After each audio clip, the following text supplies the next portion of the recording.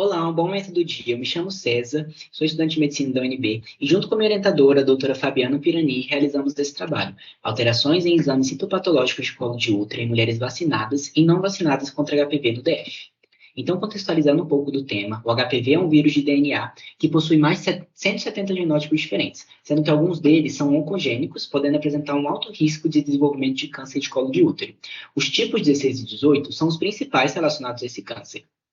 E a prevalência global desse vírus é de 12%, sendo a infecção sexualmente transmissível mais comum do mundo, e no Brasil essa prevalência sobe até 25%, sendo que um quinto dessas infecções são dadas por genótipos oncogênicos.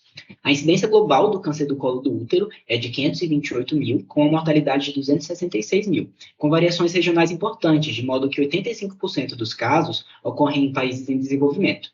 No Brasil, a incidência desse câncer é de 24 mil e 17 a cada 100 mil mulheres brasileiras morrem por câncer cervical, sendo a quarta principal causa de morte entre mulheres brasileiras.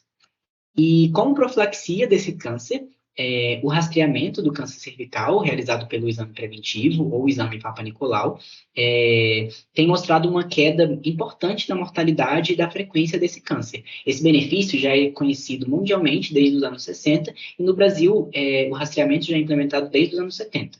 Mas existem vários desafios relacionados à implementação desse rastreio. O vasto território brasileiro, a escassez de recursos financeiros e profissionais e a própria pandemia de Covid-19 vem atrapalhado a realização desse rastreamento.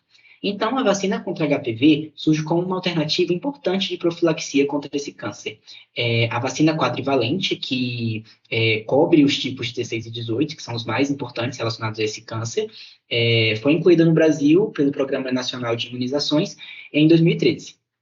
E já foi percebida uma redução na incidência dos tipos 16 e 18, contudo, ainda carecemos de estudos em territórios brasileiros para avaliar o impacto dessa vacinação na frequência de lesões pré-neoplásicas e neoplásicas. Então, o objetivo do nosso estudo foi comparar a frequência dos exames citopatológicos alterados em pacientes vacinadas e pacientes não vacinadas contra HPV no Distrito Federal. Foi, então, um estudo observacional e transversal em que a gente avaliou exames citopatológicos de colo de útero registrados no Siscam e no TREC-Care. E a gente correlacionou com os status vacinal da paciente. A população-alvo do nosso estudo foram pacientes nascidos a partir dos anos 2000 que realizaram algum exame preventivo entre os anos de 2018 e 2021. Dessa forma, a gente garantia que todas as pacientes eram elegíveis para vacinação pela PNI. E a gente categorizou, né, os resultados entre negativos ou negativos de acordo com o sistema de classificação Bethesda e a Sociedade Brasileira de Citopatologia. As informações vacinais das pacientes foram obtidas pela CESDF e a gente avaliou os dados a partir do teste do Q² e as diferenças foram consideradas significativas quando o P era menor do que 0,05.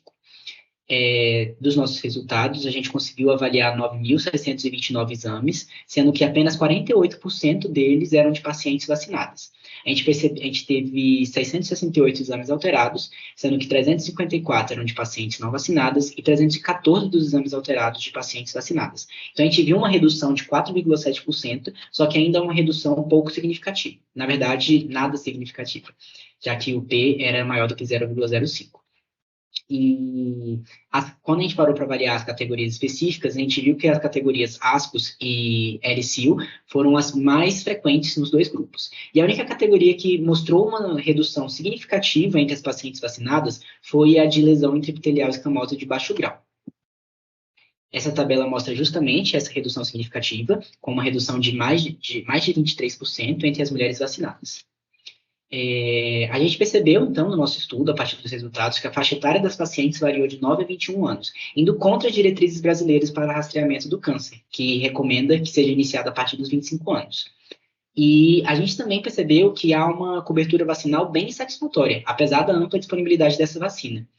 E com relação às lesões pré-neoplásicas, o maior impacto em 9 anos foi a redução da frequência da lesão intraepitelial de baixo grau. Então, são necessários novos estudos para se determinar quais são os tipos de HPV que não são associados à vacina quadrivalente, que são responsáveis por essas lesões, e qual seria o custo-benefício da implementação da vacina monovalente no Brasil. Essas foram as principais referências bibliográficas e eu agradeço muito pela atenção de todos.